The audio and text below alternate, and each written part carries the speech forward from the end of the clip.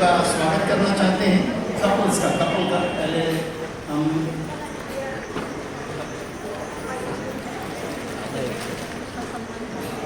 वही बड़े भाई अश्विन नार्वेकर और उनकी पत्नी का हम स्वागत करना चाहते हैं।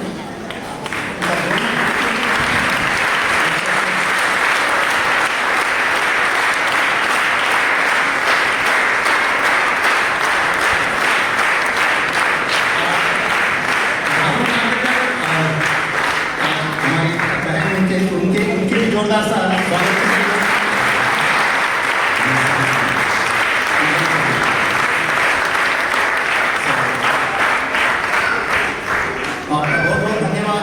यहाँ पर।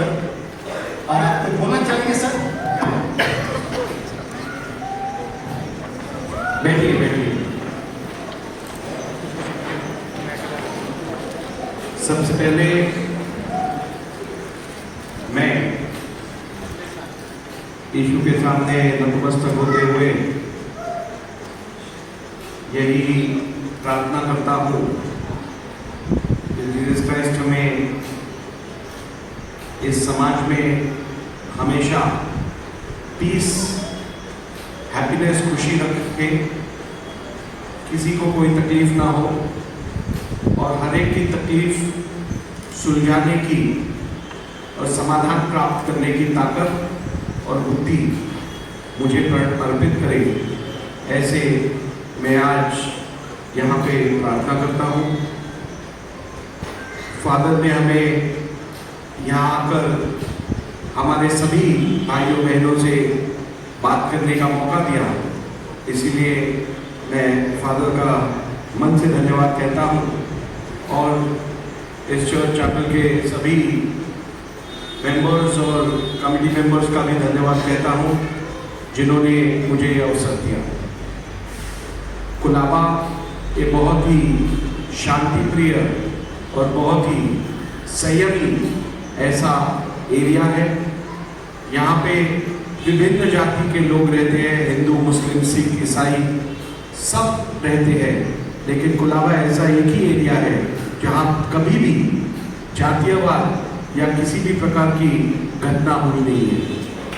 और ये बताते हुए मुझे खुशी होती है कि कोलाबा के राजनीतिक और सामाजिक व्यवस्था से हम पिछले 50 से 60 साल तक जुड़े हैं।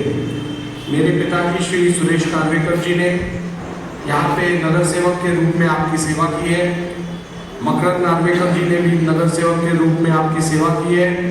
हर्षिता जी ने भी नगर सेविका के रूप में आपकी सेवा की है और मुझे भी आपने पिछले 10 साल विधायक के रूप में विधान परिषद और विधानसभा में आपका प्रतिनिधि के रूप में सेवा करने का मौका दिया है। मैंने हमेशा हमारे ऑफिस में आप रोज देखेंगे कम से कम 200-300 लोग रहते हैं। विभिन्न लोग आते हैं, विभिन्न जाति के लोग आते हैं, लेकिन नार्वेकर के ऑफिस में आज तक कभी नहीं पूछा गया तुम किस जाति के हो, किस धर्म के हो। हमने जितनी मदद एक समुदाय की उतनी ही मदद दूसरे समुदाय की ही की, क्योंकि हम चाहते हैं कि सबका साथ और सबका विकास। इस कोलाबा के हमारे छोटी छोटी एरियाज है, गीता नगर है, गणेश मूर्ति नगर है, अम्बेडकर नगर है, शिव शक्ति नगर है, कोलाबा मार्केट है, सुंदर नगरी, आजाद नगरी, जमशेदजी बंदर, ऐसे अनगिनत छोटी छोटी बस्तियां हैं। यहाँ पे इतने होनहार टैलेंटेड यूथ है, इनको स्ट्रीमलाइन चैनलाइज करना हमारी प्रायोरिटी है। आज भारत, इंडिया देश का विश्व का सबसे युवा देश है। 27 साल की हमारी एवरेज एज पॉपुलेशन है।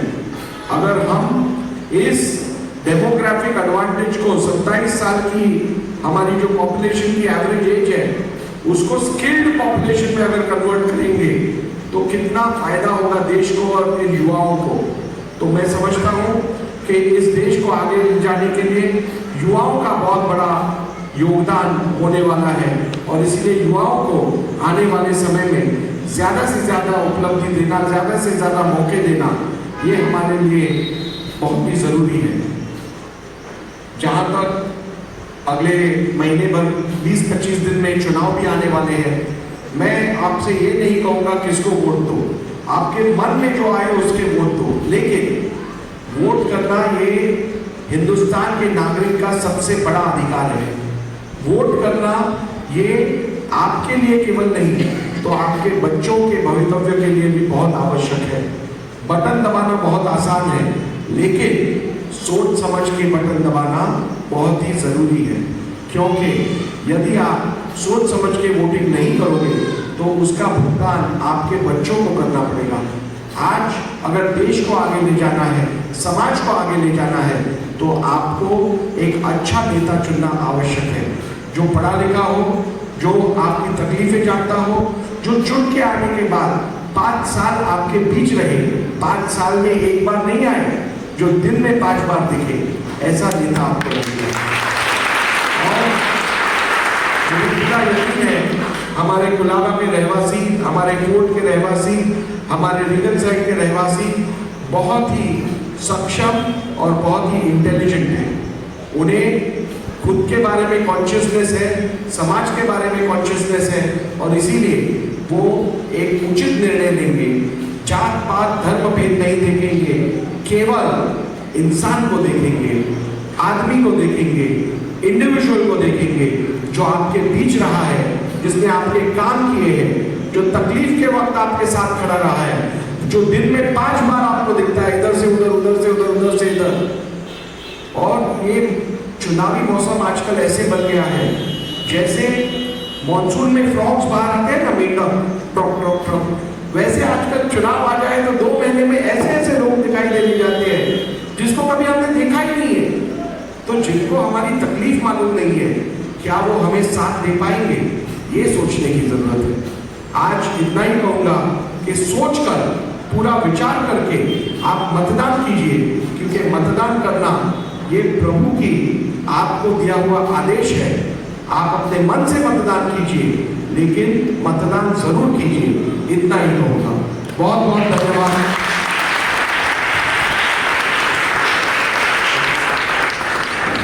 बहुत खुशी की बात है, बहुत अच्छा बात किया है। We are really happy, sir, that you have come over here and whatever you wanted to say, you have communicated to us, and we'll continue to pass on the message, and we'll see that you come back to the throne and take care of us. Okay, so we trust you that you will do that. And our church is one of the oldest churches in the city, and it's looking so good now because recently we got painted, but it is in a very bad shape in the website.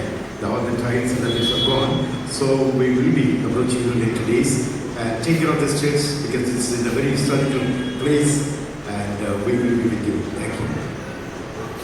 I would like to announce here that this is one of the most prestigious buildings in my constituency, and I am privileged and very, very lucky to have this structure.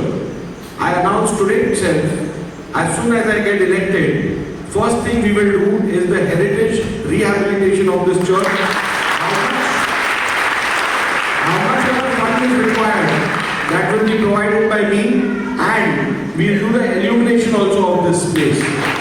So please get in touch with me after the election, so we can work on decorating and rehabilitating, restoring the heritage value of this church. Thank you so much, sir. You have voluntarily promised, and we hope and trust that it will take place in its time. Okay? Sir, you would like to go? So then we will have a word of prayer for all of them. I will request Pastor to pray for all of them, and you can come. आइए हम उनकी तरफ हाथ करें और हम प्रार्थना करेंगे। Hallelujah Jesus, thank you Lord, glorify करें।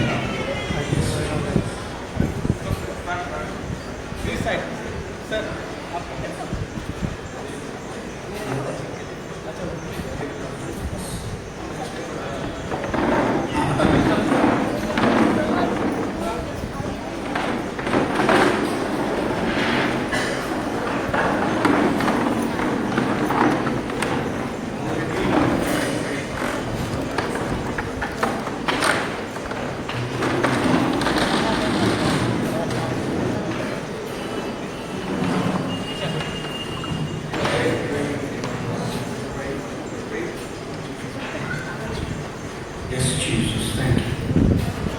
हम तेरा धन्यवाद करते हैं प्रभु आज के सुबह के लिए। और तू महान ईश्वर है और हर एक की सहायता और मदद करता है प्रभु। आज विशेष प्रार्थना करते हैं नार्वेकर परिवार के लिए प्रभु। गत 50 वर्षों से लोगों की सेवा करते आए हैं, उनके सुख दुख में उनके साथ में वो रहे हैं परमेश्वर पिता। और पिता इस वक्त एक नम्र निवेदन के साथ में आपसे याचना करते हैं तेरी आशीषें इस परिवार पर आ जाए, हमारी बहनों पर और भाइयों पर आ जाए परमेश्वर। तो महान ईश्वर है, प्रार्थना सुनने वाला। तेरा वचन कहता है कि मांग मैं तुझे दूंगा। तो परमेश्वर हम मांगते हैं इस परिवार के लिए, परमेश्वर तेरे स्वर्ग को खोल और तेरी आशीषें इस परिवार पर आ जाए। यस जीसस, सारा महिमा आदर सम्मान गौरव सब कुछ हम आपको देते हैं, यीशु के नाम से मांगते हैं। इस प्रार्थना को सुनो, कबूल कर। आमीन आमीन आमीन। God bless you.